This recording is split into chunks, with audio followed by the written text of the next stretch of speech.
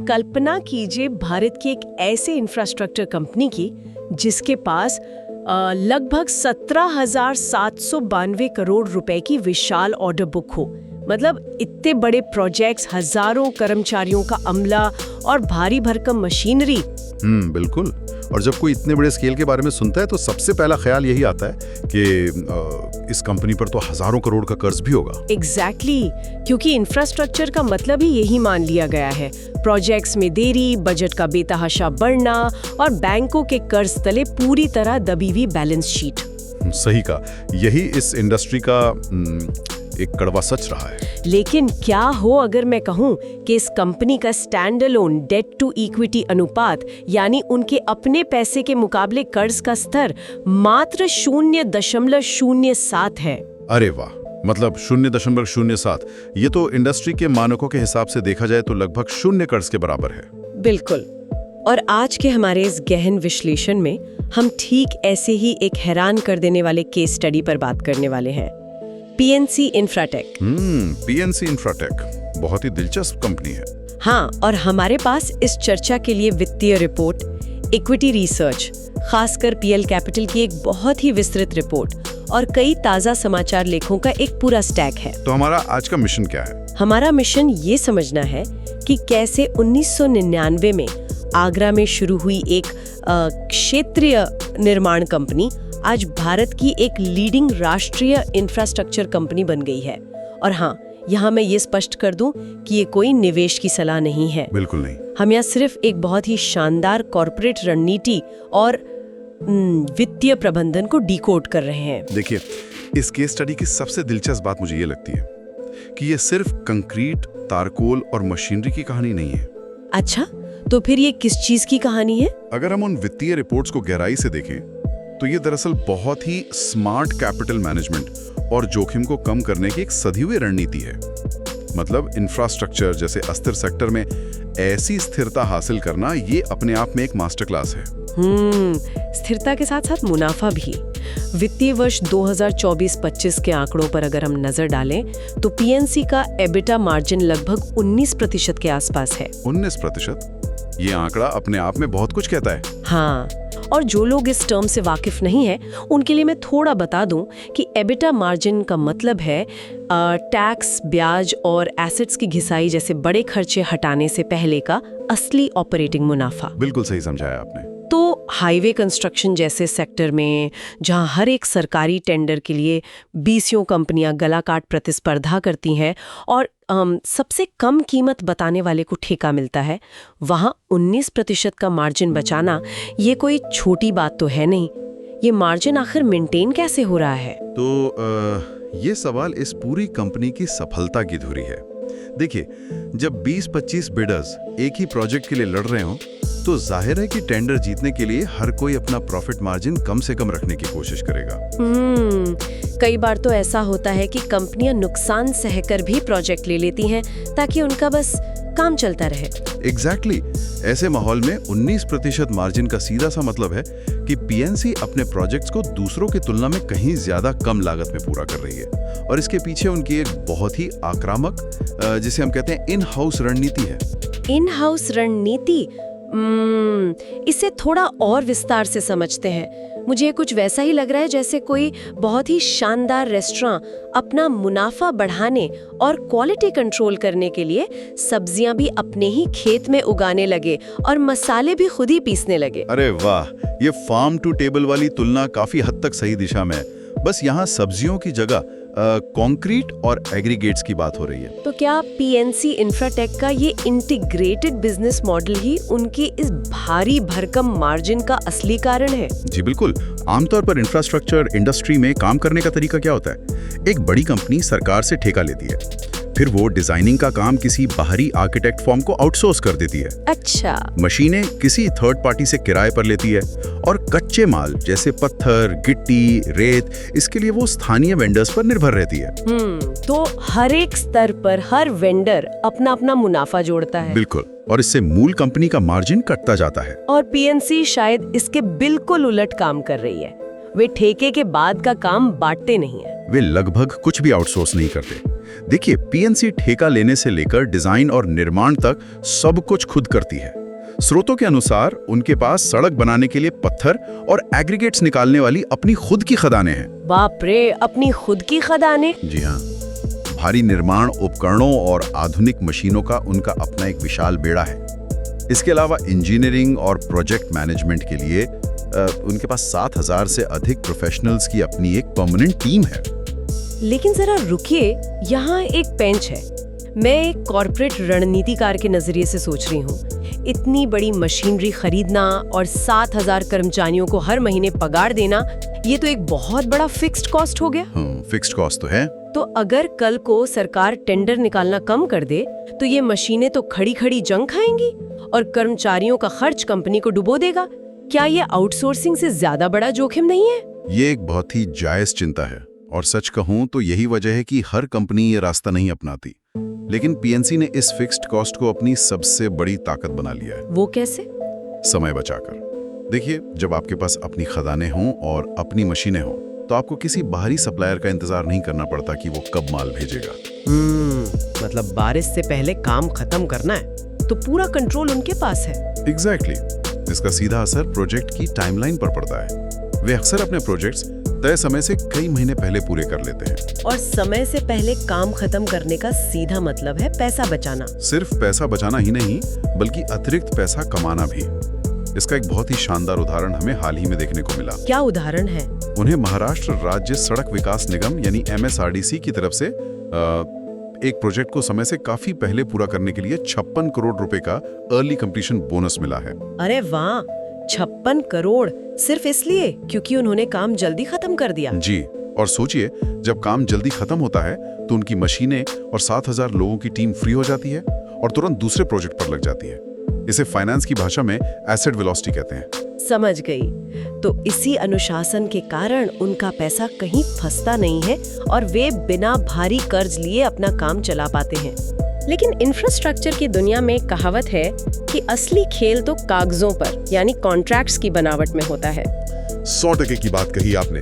असली मार्जिन वहीं तय होता है। हाँ, और अक्सर जब हम फाइनेंशियल रिपोर्ट्स पढ़ते हैं तो EPC, बॉट और हेम जैसे शब्द किसी अक्षरों की भूल-भुलैया की तरह लगते हैं। मैं इन मॉडल्स को थोड़ा सरल करने की कोशिश करती हूँ। आप मुझे बताइएगा कि मैं सही दिशा में हूँ या नहीं। बिल्कुल, प्रयास कीजिए। देखिए, जहाँ तक मैं समझती हूँ, EPC यानी इंजीनियरिंग, प्रोक्योरमेंट एंड कंस्ट्रक्शन, ये सबसे सीधा और सुरक्षित तरीका है। ये एक बनाओ और पैसे लो वाला मॉडल है। सही है। मतलब सरकार ने टेंडर निकाला, पीएनसी ने कहा हम ये सड़क 500 करोड़ में बनाएंगे। सरकार ने पैसे दिए, पीएनसी ने सड़क बनाई, चाबी सरकार को सौंपी और अपना मुनाफा लेकर बाहर। पीएनसी ने ऐसे 66 से अधिक प्रोजेक्ट बहुत ही सफलतापूर्वक पूरे किए हैं। इसमें कंपनी का कोई पैसा नहीं फंसता। आपने इसे बहुत ही सटीक तरीके से परिभाषित किया है। EPC में ठेकेदार का जोखिम सबसे कम होता है। बस काम समय पर और तय लागत में पूरा करना होता है। तो फिर इसमें बुराई क्या है? बुराई नहीं, बस एक कमी है। प्रोजेक्ट खत्म तो कमाई भी खत्म। कंपनी के पास भविष्य के लिए कोई स्थायी आय का स्रोत यानी रिकरिंग इनकम नहीं बनता। अच्छा, और शायद इसीलिए बॉट यानी बिल्ड ऑपरेट ट्रांसफर मॉडल अस्तित्व में आया। बिल्कुल। अगर मैं इसे समझाऊं तो इसमें कंपनी खुद पैसा लगाकर सड़क बनाती है और फिर कई सालों तक उस सड़क से गुजरने वाली गाड़ियों से टोल वसूलती है। जब लागत और मुनाफा निकल आता है तब सड़क सरकार को सौंप दी जाती है। थियरी में ये मॉडल बहुत अच्छा लगता है, सुनने में बड़ा आकर्षक है, लेकिन जमीनी हकीकत में बॉट बहुत बड़ा जुआ साबित हुआ है। इसमें सबसे बड़ा जोखिम ट्रैफिक रिस्क है।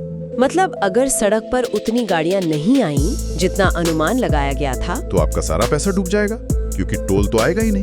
बाप रे। और भारत में पिछले दशक में यही हुआ।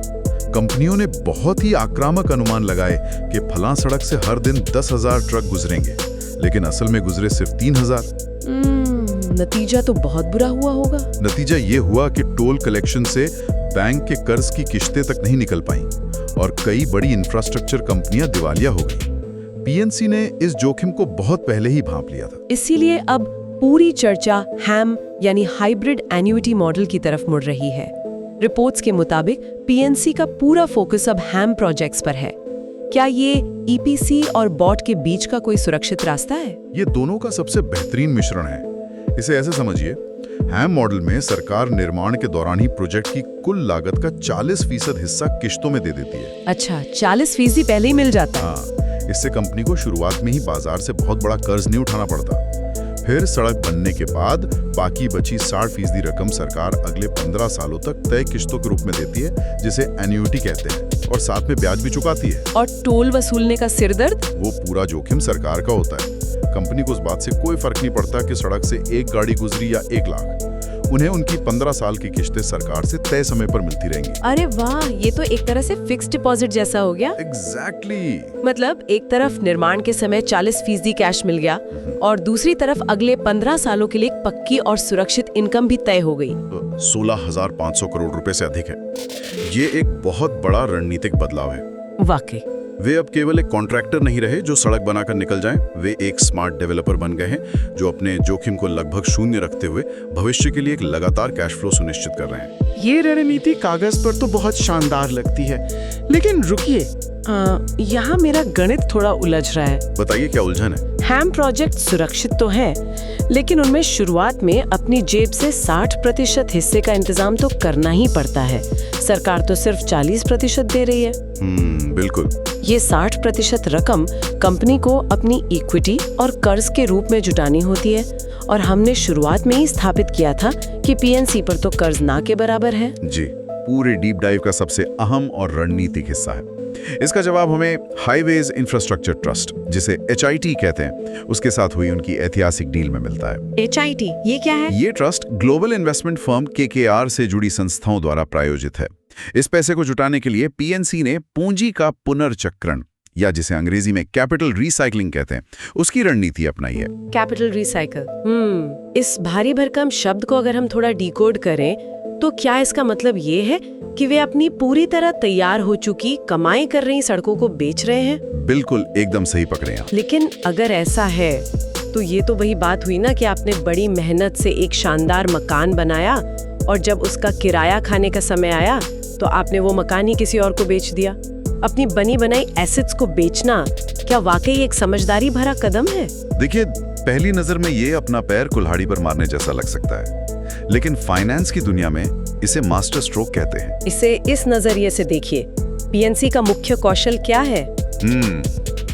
उनका कौशल सड़क निर्माण करना और उसे समय से पहले पूरा करके 19% का ऑपरेटिंग मार्जिन कमाना है। बिल्कुल, उनका काम 15 साल तक टोल नाके पर बैठकर किश्तें गिनना नहीं है। अच्छा, मतलब वे कंस्ट्रक्शन कंपनी बने रहना चाहते हैं, एसेट मैनेजर नहीं। एकदम सटीक। जब पीएनसी एक है प्रोजेक्ट बनाती है तो उसकी अपनी काफी पूंजी उस प्रोजेक्ट में फंस जाती है। अब वो सड़क बन चुकी है, चालू हो गई है और सरकार से सुरक्षित एन्युइटी आ रही है, लेकिन वो पैसा ब्लॉक है। तो उन्होंने क्या किया? उन्होंने अपनी ब्याला हैम और एक बॉट एसेट्स को बेचने का एक बड़ा समझौता किया। इसके पहले चरण में उन्होंने अपने 10 पूरी तरह से चालू हैम एसेट्स को 7,443 करोड़ रुपए की एंटरप्राइज वैल्यू पर HIT को बेच दिया। ओहो, और KKR जैसी संस्थाएं इसे क्यों खरीद रही हैं? उन्हें क्या फायदा? क्योंकि KKR जैसी ग्लोबल संस्थाओं को निर्माण के जोखिम से कोई मतलब नहीं है। वे ऐसी जगह पैसा लगाना चाहते हैं जहां से उन्हें अगले 15-20 सालों तक एक स्थिर और सुरक्षित रिटर्न मिलता रहे। तो तैयार हैम प्रोजेक्ट्स उनके लिए एकदम मुफीद है। बिल्कुल, ये तो एक परफेक्ट मैच हो गया।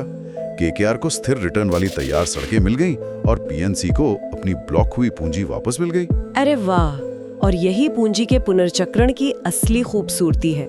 जो पूंजी अगले 15 वर्षों तक सड़क में फंसी रहने वाली थी, वो अब पीएनसी के पास ताजा कैश के रूप में वापस आ गई है। और अब इस ताजा कैश का इस्तेमाल वे क्या करेंगे? वे बिना कोई नया कर्ज लिए नई परियोजनाओं की बिडिंग में इस पैसे को लगाएंगे। मतलब एक साइकिल बन गई। हाँ, वे एक नई सड़क बनाते हैं, उस पर मार्जिन कमाते हैं, उसे चालू करते हैं, उसे KKR जैसे संस्था को बेचकर अपना पैसा निकालते हैं और फिर उस पैसे से अगली सड़क बनाते हैं। ये तो बहुत ही स्मार्ट है।